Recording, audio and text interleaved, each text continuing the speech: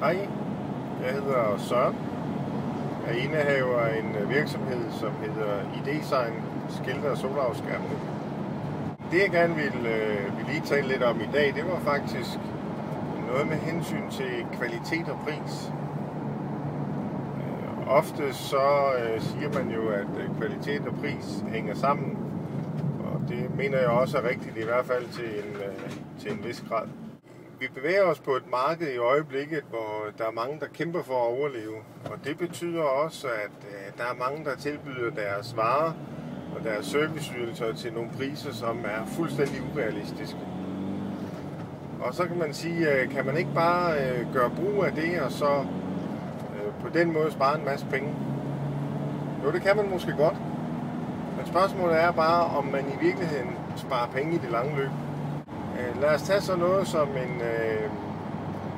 en totalindpakning af en bil.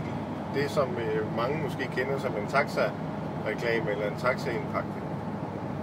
Hvis der kommer en og siger, sådan en kan jeg lave for 5.000 kroner, så ved jeg, som er i branchen, at det er fuldstændig urealistisk.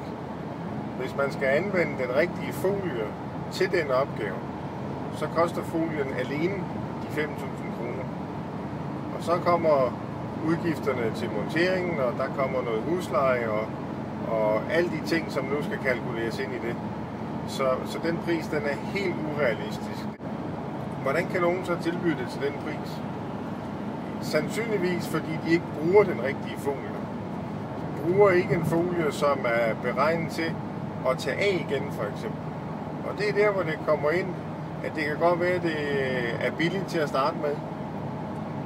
Men hvis man nu skal bruge en hel uge på at få folien af bilen igen, og hvis man nu er rigtig uheldig, at folien simpelthen river lakken af nogle steder på bilen, fordi der ikke er anvendt den rigtige folie til at starte med, så har man jo ikke sparet noget som helst. Så er det måske i virkeligheden gået hen og blevet en rigtig dyr fornøjelse.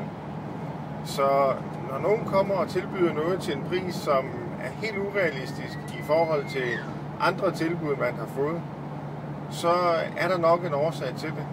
Så derfor gå ind og se på, hvad er det for en vare, I får leveret? Hvad er det for nogle materialer, der bliver brugt? Hvordan bliver arbejdet udført? Hvilke garantier kommer leverandøren med? Og er de garantier i øvrigt bakket op af en fabrik, en producent, der står leverandøren i ryggen? Eller forsvinder garantien i samme øjeblik, at firmaet lukker butikken?